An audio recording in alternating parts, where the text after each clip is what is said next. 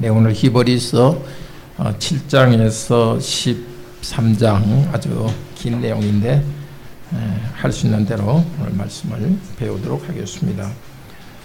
히브리서 1장에서 10장 18장까지는 하나님이 우리에게 하신 일에 대해서 구원의 일에 대해서 말하고 10장 19절부터는 그 하나님에 대해서 우리가 어떻게 하나님 앞에서 어떻게 살아야 되는가, 어떻게 감사를 표시하면서 우리가 해야 될 의무가 무엇인가를 가르칩니다.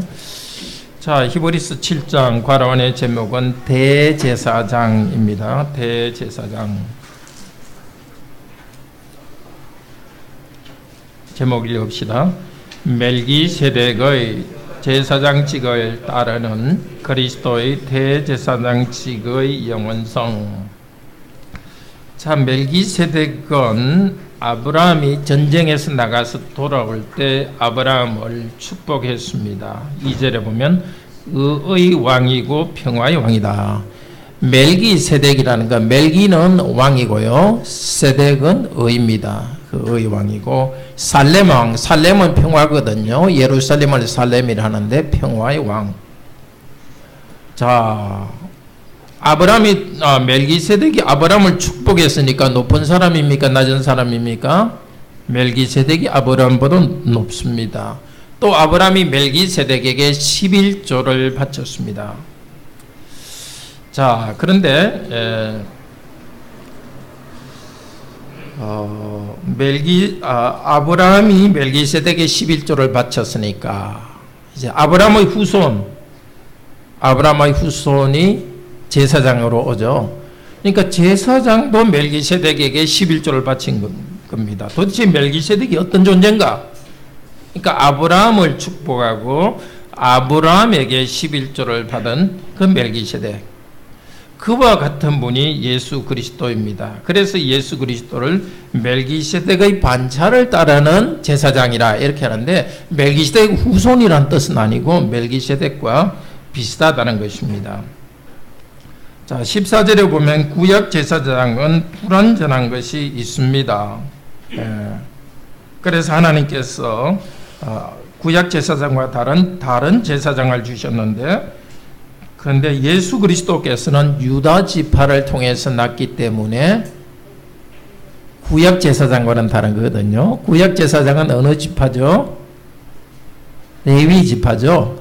레위 지파와는 다른 지파에서 난 제사장이십니다.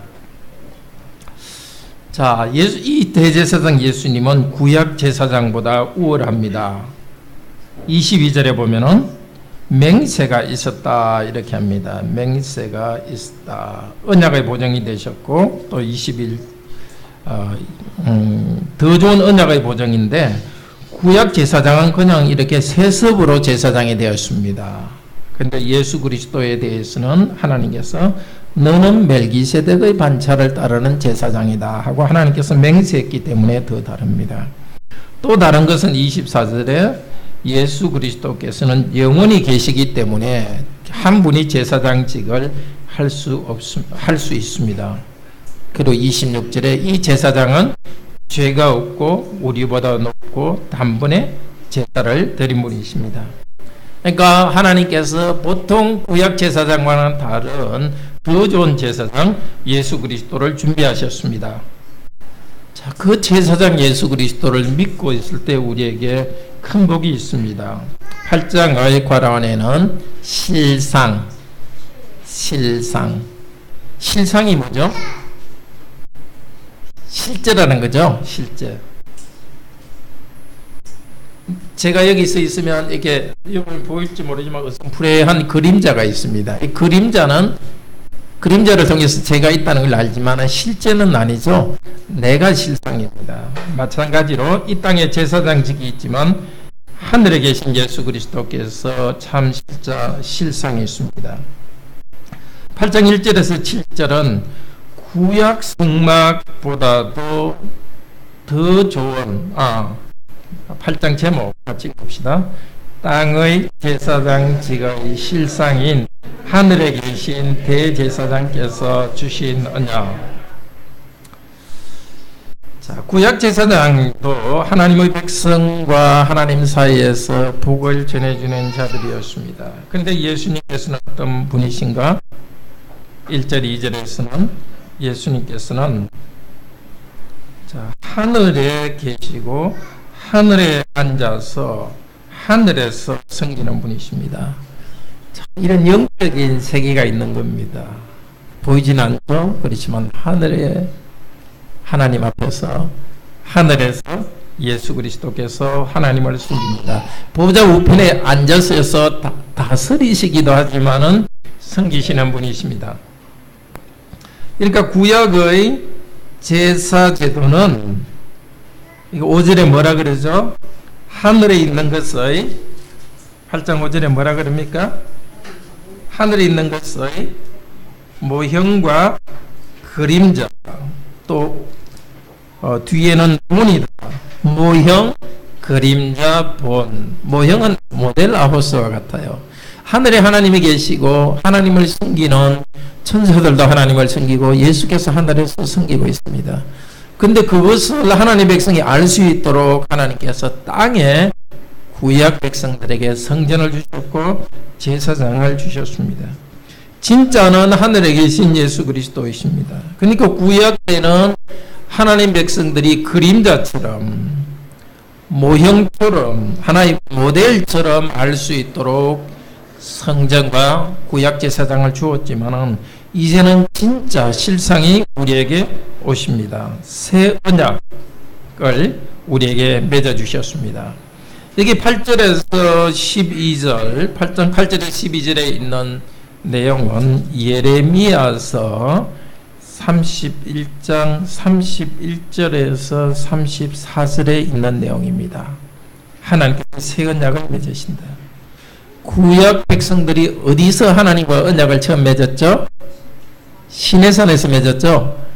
그때 하나님의 백성들이 하나님께 불순종했습니다. 하나님의 언약이 잘못된 것이 아니라 하나님의 백성들이 불순종했습니다. 이제 하나님께서 새 언약을 맺으시는데 이 새 언약은 아주 중요한 것입니다.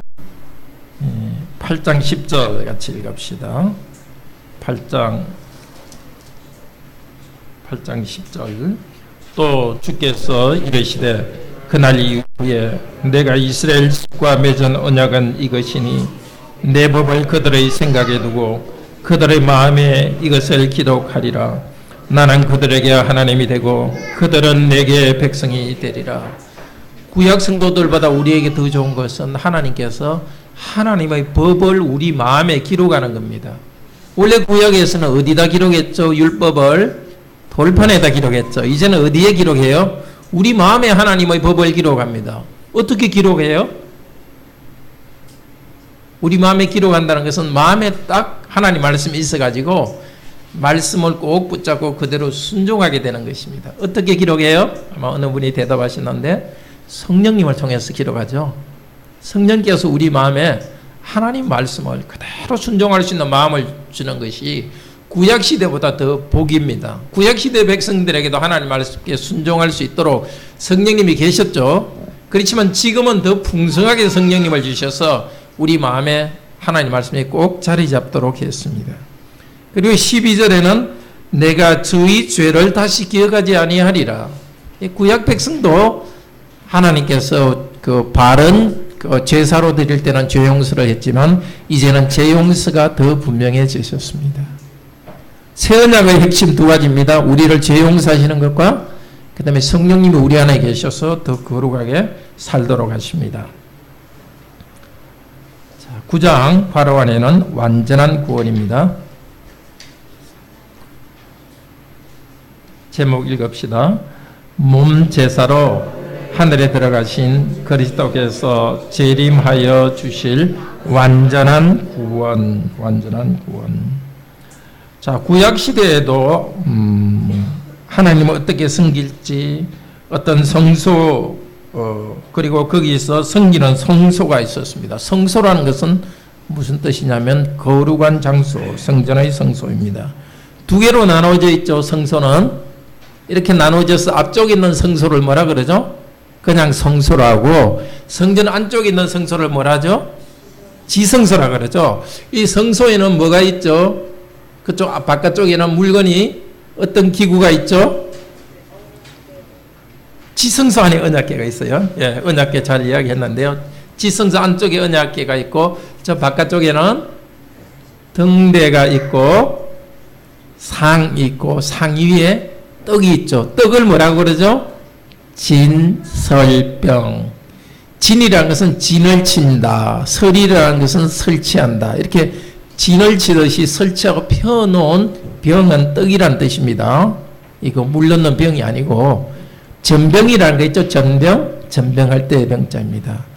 그러니까 등대, 떡과 떡상. 그리고 또 하나가 지성소 들어가는 입구에 뭐가 있죠?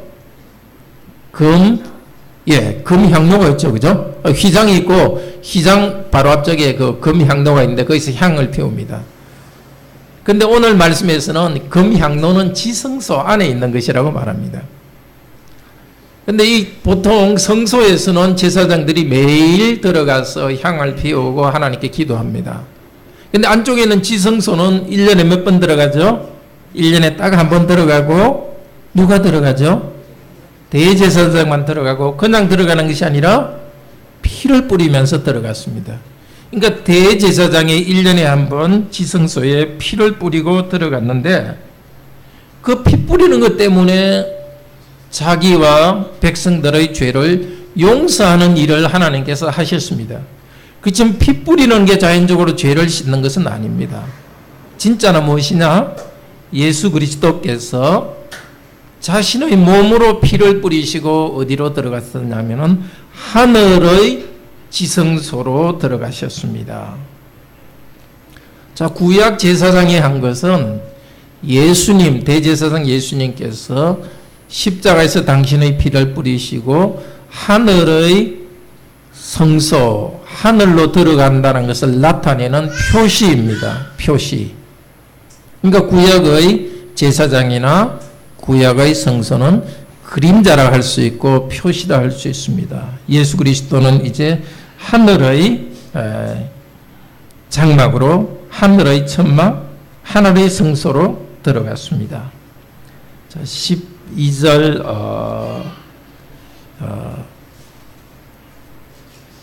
자, 12절 같이 읽읍시다. 9장 12절 시작.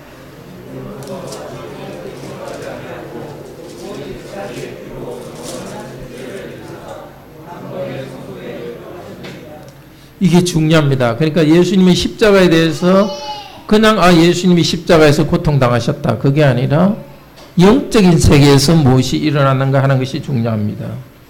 영원한 속죄를 이루어서 단번에 하나님께 섬기는 성소에 들어갔습니다. 구약 제사장은 단번이 아니라 매년 이렇게 했어요. 이제는 매년 하지 않고 예수 그리스도께서 십자가에 죽으시고 부활하셔서 성천하실 때 하나님 앞에 나아가셨습니다. 하늘로 들어가셨습니다. 자, 13절 14절도 중요합니다. 같이 읽읍시다. 9장 13절 14절. 염소와 황소의 피와 및 암소의 육체를 부정한 자에게 뿌려 그 육체를 정결하게 하여 거룩하게 하거든. 하물며 영원하신 성령으로 말미암아 흠없는 자기를 하나님께 드린 그리스도의 피가 어찌 너희 양심을 죽은 행실에서 깨끗하게 하고 살아계신 하나님을 섬기게 하지 못하겠느냐. 예. 삼일체 하나님에 대해서 이야기하죠.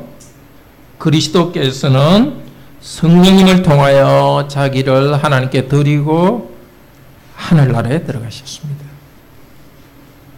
하나님 아들이 사람이 되셨지만은 하나님 아들이신 사람이 되신 예수 그리스도께서는 십자가에 죽으시고 부활하실 때 그냥 어떤 육체적인 일이 일어난 것이 아니라 성령님께서 일하셨습니다.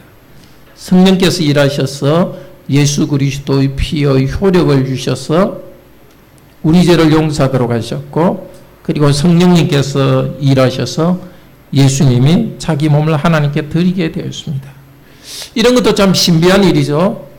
우리는 이 어떻게 된 거지 영적 세계에서는 잘 알 수 없지만 우리는 이렇게 고백하며 나갑니다. 예수 그리스도께서는 성령님을 통하여서 자기 몸을 하나님께 드리셨습니다. 사실 그러니까 우리도 그렇게 되는 거죠. 우리도 성령님을 의지하여서 예수 그리스도의 공로로 우리 자신을 하나님께 드리는 거죠. 그러니까 우리도 어떻게 해야 되죠? 예수 그리스도의 피공로 때문에 죽은 행실에서 깨끗하게 되고 하나님을 섬길 수 있게 됩니다. 그러니까 예수 그리스도와 우리가 연합되어 있기 때문에 그리스도에게 일어나는 일이 우리에게 일어나는 것입니다. 우리에게 이미 일어났습니다. 예수님을 믿을 때 예수님 피로 우리 죄를 용서하셨고 성령님의 능력으로 우리가 하나님을 섬기는 자들이 됩니다. 이 섬긴다는 것은 복종하는 것이고 거룩하게 사는 것이고 다르게 말해서 제사장에 대해서 쓰는 말입니다. 예수 그리스도께서 제사장이기 때문에 우리도 제사장으로서 거룩한 자들이 됩니다. 자, 그런데 예수 그리스도께서는 그 새 언약의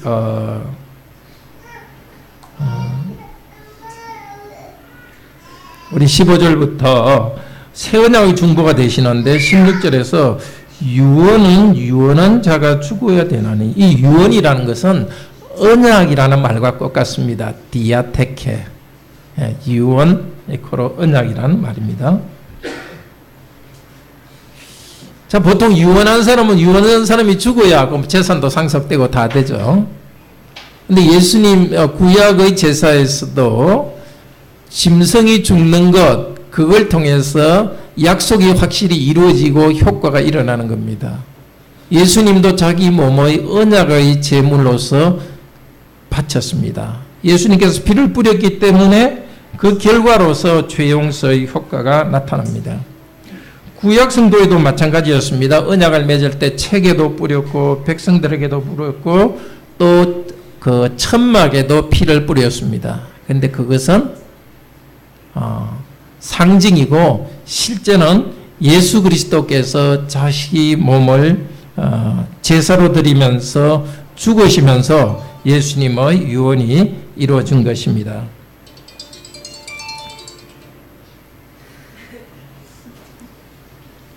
여기 누가 좀 안내해 주시겠어요? 오늘 오시기로 한 분이 있어서. 네.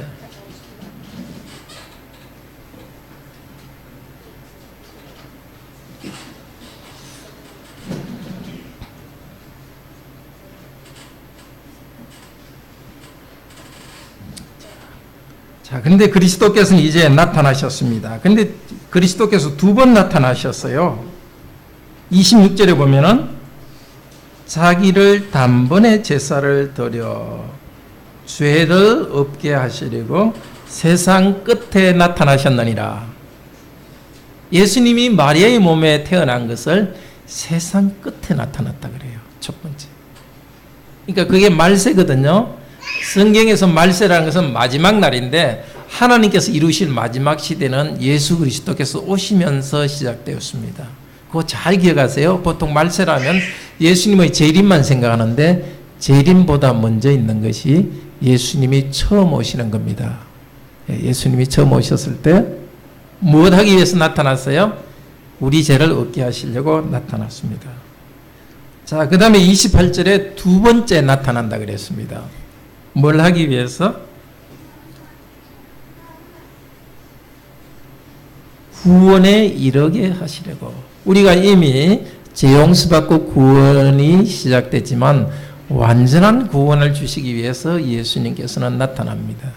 첫 번째는 우리 죄를 없게 하시려고 용서하려고 나타나신 것이고, 두 번째는 죄와 관계없이 예수 그리스도를 기다리는 자, 죄의 문제가 해결된 죄 용서받은 성도들을 완전하게 거룩하게 하기 위해서 다시 나타나십니다.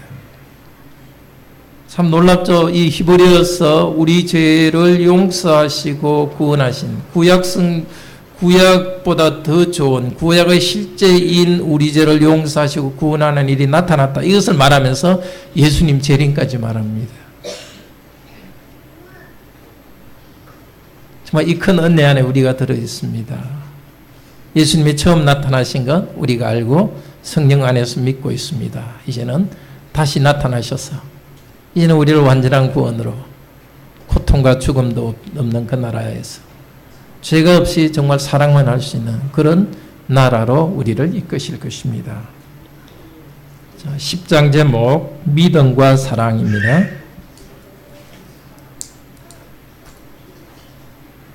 제목 읽읍시다. 그리스도께서 몸제사로 열어주신 하늘 성소에 믿음과 사랑으로 들어가자.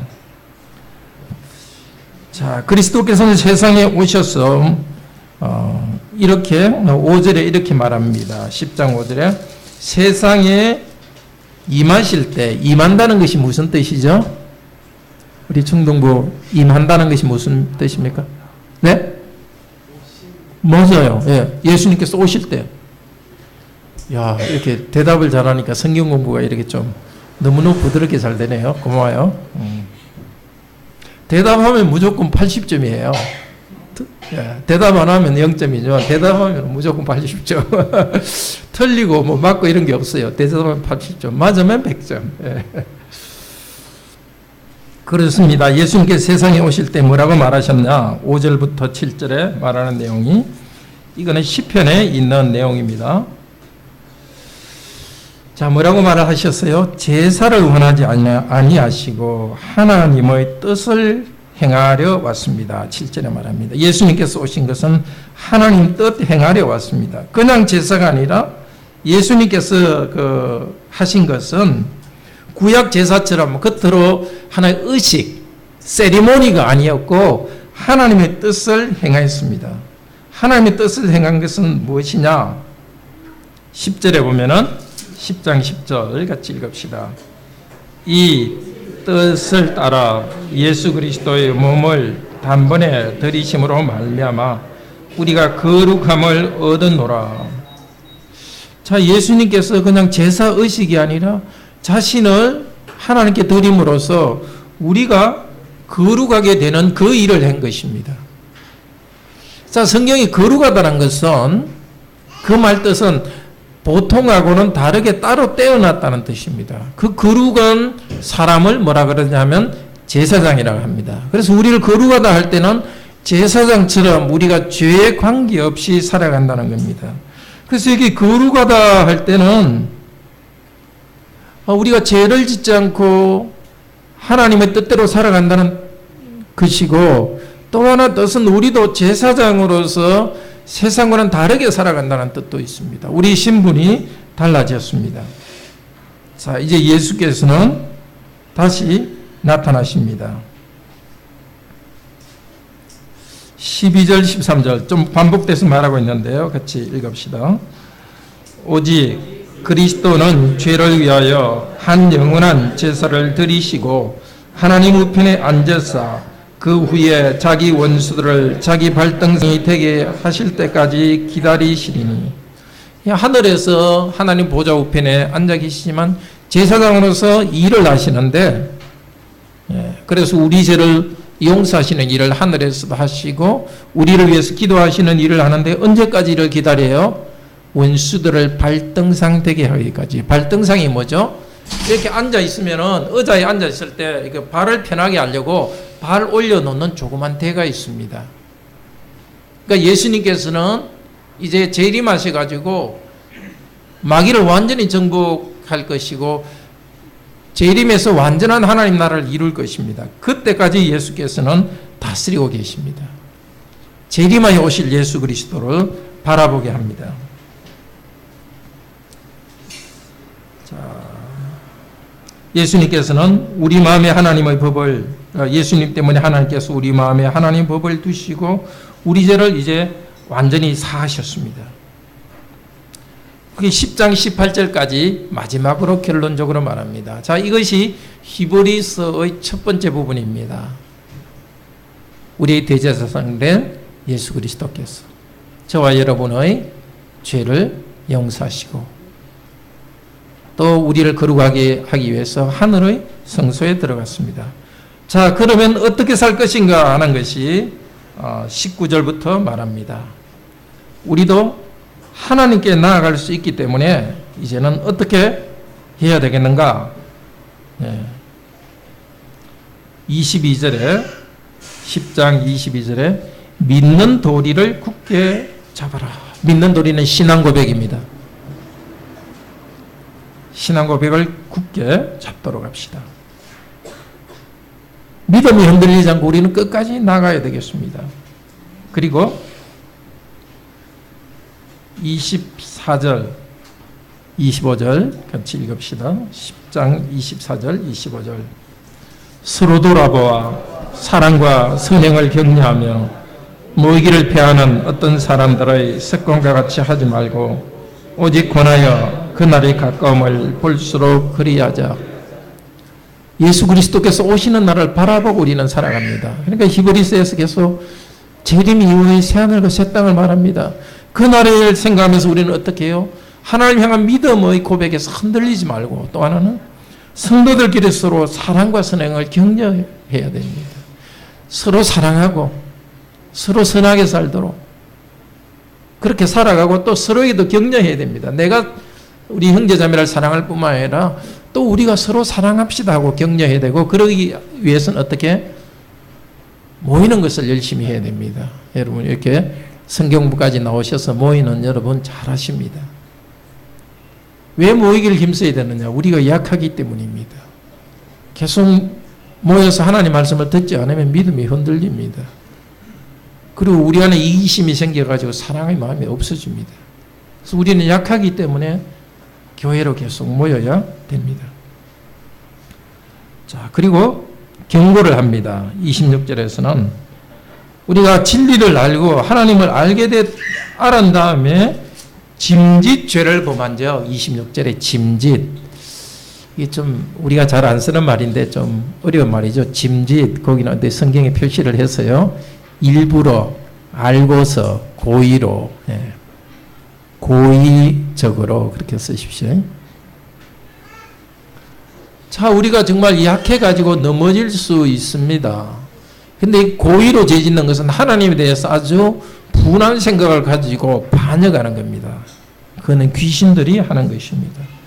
자, 정말 이런 일이 있을 수 있다는 것입니다. 하나님을 정말 알았는데, 정말 하나님을 알았는데, 구원에 대해서 알았는데도 마귀가 하듯이 하나님을 반역하는 그런 불행한 사람이 있습니다.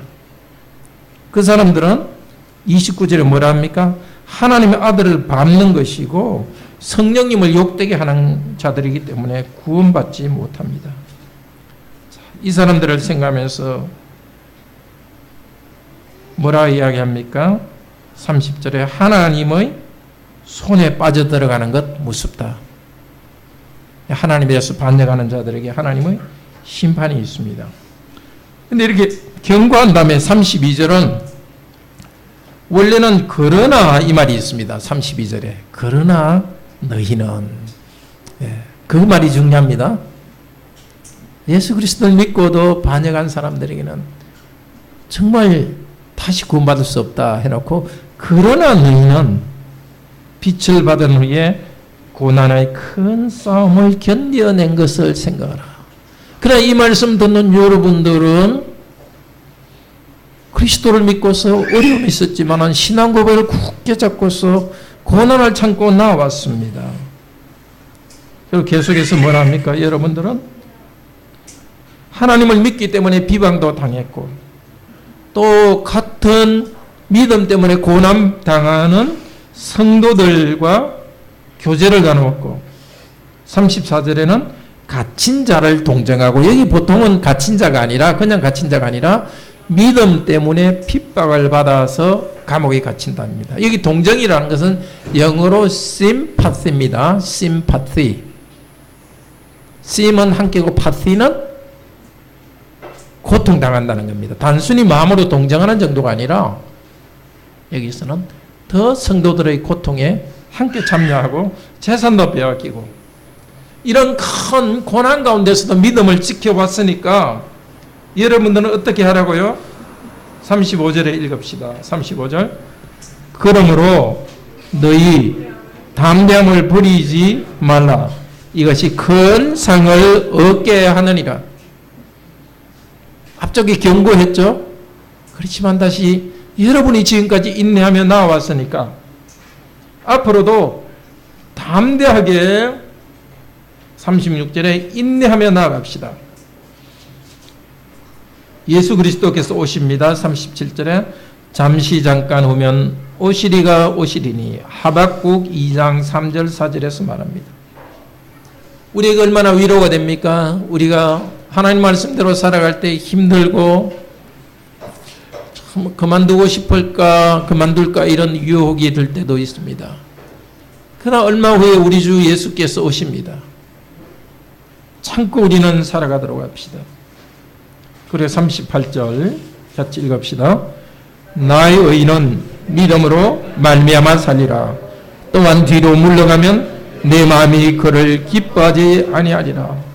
나의 의인, 예수 그리스도를 믿고 여러분은 의롭게 되었습니다. 하나님께서 여러분을 나의 의인이라고 말합니다. 나의 의인은 삽니다. 영생을 누립니다. 이 고난 가운데서도 결국 예수 그리스도 재림하실 때 영생을 누릴 것입니다. 무엇으로? 믿음으로.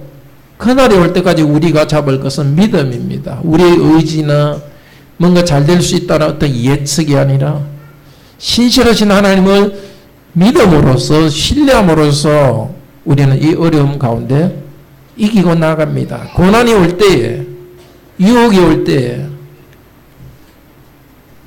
예수 그리스도의 이름으로 하나님의 도움을 구하면서 믿음으로 우리는 나아갑니다. 하나님께서 말씀하십니다. 뒤로 물러가면 내 마음이 그를 기뻐하지 아니하리라. 믿음에서 뒤로 물러가는 일이 없도록 합시다. 네, 히브리서 11장은 믿음의 조상들의 이야기를 쭉 해줍니다. 그리고 12장에서는 12장 2절 같이 읽읍시다.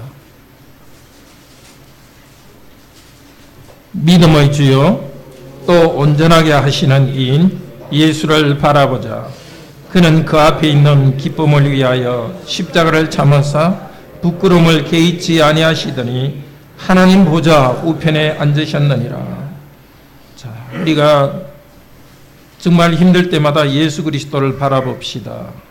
예수님은 부활의 영광 또 우리들을 구원하시는 그 큰 목표를 생각하면서 십자가를 참았고 특별히 부끄러움을 개의치 아니하셨다. 이 정확한 뜻은 부끄러움을 무시했다는 뜻입니다. 그리스도를 믿고 살아가는 일에는 부끄러움을 당합니다. 그 피할 수는 없습니다. 그렇지만 부끄러운 일을 당하더라도 무시하고 해야 될 일을 하는 것입니다. 부끄러운 일을 멸시하고 나가는. 그래서 우리 그리스도인은 정신이 강해야 됩니다. 부끄러운 일을 당하더라도 그것 때문에 소심하고 기가 죽는 것이 아니라 그것을 무시하고 앞으로 나가야 됩니다. 자, 그런 우리에게 격려하는 13장 말씀 중에 중요한 말씀, 우리들이 찬양을 드리자, 제사를 드리자 이렇게 하는데요. 15절, 13장 15절, 16절 같이 읽읍시다. 13장 15절, 16절. 그러므로 우리는 예수로 말미암아 항상 찬송의 제사를 하나님께 드리자. 이는 그 이름을 증언하는 입술의 열매니라. 오직 선을 행함과 서로 나눠주기를 잊지 말라. 하나님은 이 같은 제사를 기뻐하시느니라. 우리가 드려야 될 두 가지 제사가 있어요. 하나는 입술의 열매, 하나님을 찬송하는 것, 입으로 하나님을 찬송하는 것이 첫 번째 제사입니다. 하나님께서 기쁘게 받으십니다. 두 번째 제사는 서로에게 나누어주고 서로에게 선을 행하는 것도 하나님이 받으시는 기쁨의 제사입니다. 자, 우리 찬송 좀 더 많이 해야 되겠어요. 집에서도 찬송하시기 바랍니다. 다니면서도 찬송하시고. 또 우리가 할 찬송은 선하게 하나님 말씀대로 살아가는 것, 다른 사람을 돕는 것도 하나님께 바치는 제사입니다. 자, 히브리서는 앞쪽에서 예수 그리스도께서 자신의 몸을 하나님께 제사로 바치셔서 우리 죄를 용서하시고 우리도 천국으로 들어갈 수 있도록 해주셨다. 예수님의 몸 제사를 이야기했습니다. 히브리서 후반부는 우리도 우리 입으로 하나님께 찬양하는 제사를 드리고 우리도 우리 몸으로 하나님께 제사를 드리자 하는 것입니다. 기도합시다.